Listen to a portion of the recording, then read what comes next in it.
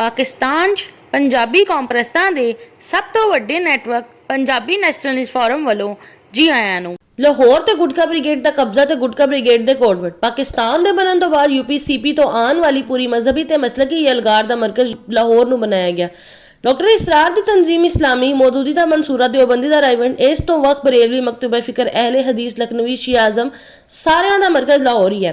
दूजे पासे मजहबी इंतहा पसंदी की मुखालफत करने वाली तरक्की पसंद तहरीकां दा मरकज भी लाहौर ही है, जिन्हां ने बड़ी चलाकी नाल तरक्की पसंदी दे नाल ते उर्दू जुबान की प्रमोशन रज के की। पाकिस्तान के बनने तो बाद यूपी-सीपी तो आने वालियां ने लाहौर नूं पूरी तरह जकड़ दिता। नतीजा यह होया कि लाहौरीए दूल्हे शाह दे चूहे बन गए। पंजाबियों का दुनिया में सब तो वड्डा शहर लाहौर ही है, पर लाहौर की 13% आबादी यूपी-सीपी ते उर्दू स्पीकिंग हिंदुस्तानियों की है। इन्हों पहले लाहौर में भैया ते मटरवा आख्या जाता सी, हुण गुटका ब्रिगेड भी आख्या जाता है।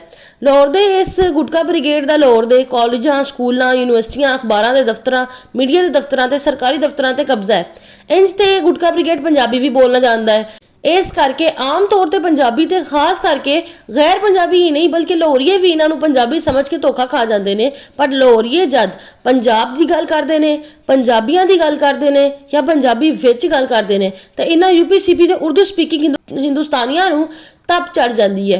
इस सरसाम ने मरीज वांगू रोला पान लग पैंदे ने कि पंजाबियों वालों पाकिस्तान के खिलाफ साजिश हो रही है, पंजाबियों वालों पाकिस्तान को तोड़न के मनसूबे बन रहे हैं। असल में मकसद इन्हां दा अपनी यूपी-सीपी ते उर्दू स्पीकिंग हिंदुस्तानी गुटका ब्रिगेड नूं कोड वर्ड विच दसना हुंदा है कि पाकिस्तान के खिलाफ साजिश, गुटका ब्रिगेड दे पंजाब ते कब्जे नूं खत्म करवाने की कोशिश। पंजाबियों वालों पाकिस्तान के खिलाफ साजिश हो रही है, मतलब पंजाबियों वालों पंजाब दे हक लैण की कोशिश शुरू हो गई है।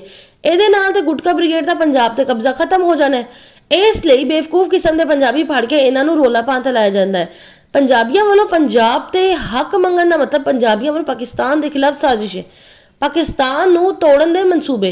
गुटका ब्रिगेड की जुबान उर्दू दे पंजाब ते कब्जे नूं खत्म करवाने की कोशिश। पंजाबियों वालों पाकिस्तान नूं तोड़न दे मनसूबे बन रहे हैं, मतलब पंजाबियों वालों अपनी माँ बोली का हक लैण की कोशिश शुरू हो गई है। इहदे नाल ते गुटका ब्रिगेड की जुबान उर्दू का पंजाब ते कब्जा खत्म हो जाना है। इस दी बेवकूफ किस्म के पंजाबी फड़ के इन्हां नूं रोला पान ते लाया जाता है कि पंजाबियों वालों अपनी माँ बोली का हक लैण की कोशिश करना मतलब पंजाबियों वालों पाकिस्तान नूं तोड़न दे मनसूबे बनाना है।